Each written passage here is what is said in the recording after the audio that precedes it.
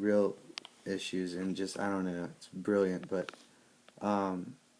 he says, when he's talking about the documentary Traveling Backwards, he says that he's talking about the women dismantling the weapons, which really in reality they were assembling them. But he says, touchingly, it was mainly women who did this work. Just saying that it was very nice for them to dismantle the weapons, which they weren't doing. But and that just makes you think about, really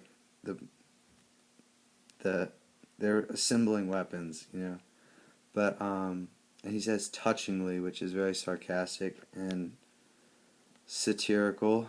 And then another example of that is when he says, on the same thing, the bombers opened their bomb bay doors, exerted a miraculous magnetism which shrunk the fires, gathered them into cylindrical steel containers, and lifted the containers into the bellies of the planes. The containers were stored neatly in racks. The Germans below had miraculous devices of their own, which were long steel tubes. And it's just very dark humor, serious issue, but he's just saying, like, touchingly, miraculously. I mean, it's just making fun of a very tragic, lots of death, in a very so it goes way. The syntax as well contributes to the style of the chapter, where this is the same quote, but it's just an excerpt. I mean, almost all the sentences are like this in the same format. It says, his name was Edgar Derby. He hadn't been in Billy's boxcar. He'd been in Roland Weary's car. He had cradled Weary's head while he died. So it goes. Peter, Ma'am? show me the video. I'm doing it now.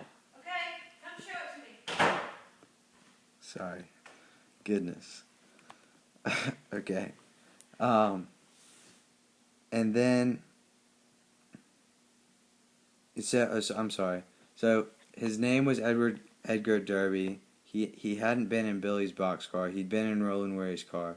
Had cradled Weary's head while he died. So it goes. Derby was 44 years old. He was so old he had a son who was a Marine in the Pacific Theater of War. And the syntax, that's just to show you that it's very detached and simple, just lots of information, but that is not at all trying to construct, flowery sentences or complex, flowing language. Just wants to present the information to you. And then another example would be, again, just a random excerpt. The worst body belonged to a car thief from Cicero, Illinois. His name was Paul Lazaro. He was tiny, and not only were his bones and teeth rotten, but his skin was disgusting. Lazaro was polka-dotted all over with dime-sized scars. He had many plagues of boils. And this is not at all fancy language or anything like that. It's just short and choppy sentences that that really kind of show like the randomness of the universe, as well as like the lack of a higher, more complex plan. Just kind of the information as it is, rather than constructing complex sentences and stuff. And then there were a few symbols and recurring imagery in the chapter, some of which was in the rest of the book. For example, the mustard gas and roses made an appearance in the chapter, in like when he was talking on the phone in his daughter's bedroom. And then another chapter, he was describing his own breath when he was drunk. And then also he describes his own, or he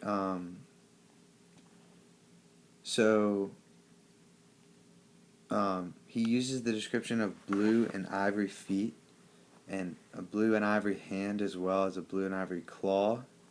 So he describes his feet as blue and ivory when he's walking through his house in the beginning of the chapter. And then, as well as when he's in the boxcar, he describes his hand as he reaches up as a blue and ivory claw. And then the hobo's feet that he meets in the boxcar, he describes them as a blue and ivory when the hobo's dead. And this just shows that there's no like everything is connected, and like there's no isolated event in the book. Even when the hobo's dead, it's still similar to, like, his feet are similar to when Billy's feet was walking through his house, both blue and ivory. And then important themes in the chapter. They're in the rest of the book as well, and they are similar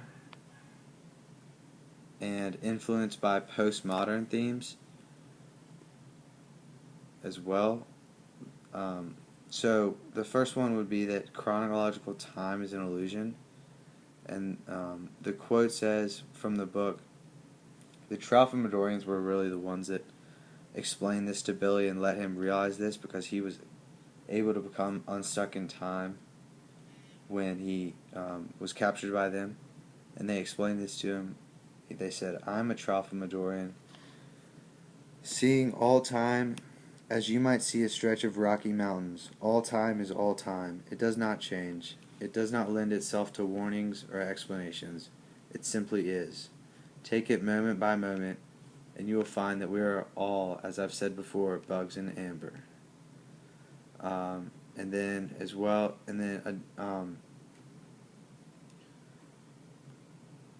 later, just a few lines later in the chapter, he says, well, here we are, Mr. Pilgrim, trapped in the amber of this moment. There is no why. And this just shows humans normally think of time as a forward-going process, and the idea here is that every moment just exists and always has existed, and always will exist. And it's not a forward process, it's just kind of like the stretch of Rocky Mountains, like he explained. And then a very important theme in the rest of the book, but especially in this chapter, is that free will is an illusion. And as I talked about in the plot, he said when Billy was waiting for the saucer to come pick him up, he said he would not raise his eyes to the sky, though he knew there was a flying saucer from Tralfamador up there. He would see it soon enough, inside and out. And he would see, too, where it came from, soon enough, soon enough. And this shows Billy's belief and conviction in that everything is determined. So, it's the philosophy is called determinism. We had it in our packet. It's very helpful. And it's the belief that everything in reality has happened before and will continue to happen, and will keep happening. And the fact that he wouldn't even turn his head upwards to see what was coming, because hints that he doesn't think there's no point, like it's gonna happen anyway, and that he has, why he says he would see too where it came from soon enough, like he's just a dud, like he just doesn't like trying to do anything. And then the Tralfamadors, again, on the ship, say that only on Earth is there talk of free will, which is interesting. He says he's visited 31 universes and only on Earth is there talk of free will. And then, so a more complex passage, or where he doesn't explicitly state it but hints at it, that free will is an illusion, is where Vonnegut says, talking about Edgar Derby, who obviously dies, and he keeps mentioning that he will die every time he mentions his name. He says the subject he had taught, talking about Derby, he says the subject he had taught in Indianapolis was contemporary problems in Western civilization. He also took very good care of his body. Derby's son would survive the war, Derby wouldn't. That good body of his would be filled with holes by a firing squad in Dresden in 68 days. So it goes. And so the fact that Derby has studied problems in Western civilization and actually taught them, and the fact that he's maintained good health and he's got a good body doesn't matter. He didn't have control over the fact that he's going to die. And so that just shows that free will is an illusion and that he can't really control anything. What will happen will happen. And then so free will is a big theme in this chapter. Another quote is, actually we'll skip that one. Well, he says, Billy's will was paralyzed by a zap gun aimed at him from one of the portholes. It became imperative that he take hold of the bottom rung of the sinuous ladder, which he did. The rung was electrified so that Billy's hands locked onto it hard. He was hauled into the airlock and machinery closed the bottom door.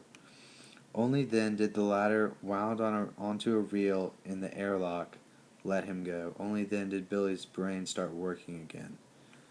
And so when he was being abducted, he didn't really have control over anything he was doing. And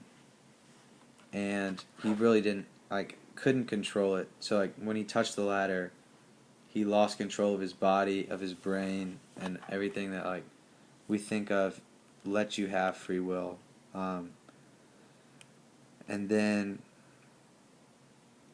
so that's just another example of that free will is an illusion. And then he finally talks one more time about Billy Pilgrim asks, "Where am I?" And he says, "Trapped in another blob of amber, Mr. Pilgrim." That's just another example. And then another important theme in this chapter that has to do with postmodernism was Albert Einstein's theory of relativity, which is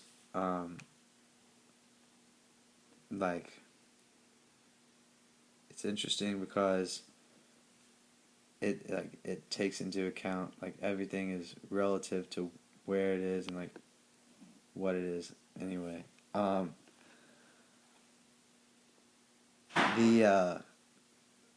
Okay, so when Billy's in the POW camp, he says that the car never seemed to go, or no, I'm sorry, he's in the POW boxcar. He's traveling on a train, and he says the car never seemed to go any faster than that. It was a long time between clicks, between joints in the crack. There would be a click, and then a year would go by, and then there would be another click. And this shows that time is relative, and just it's all it's relative to where you are and what you can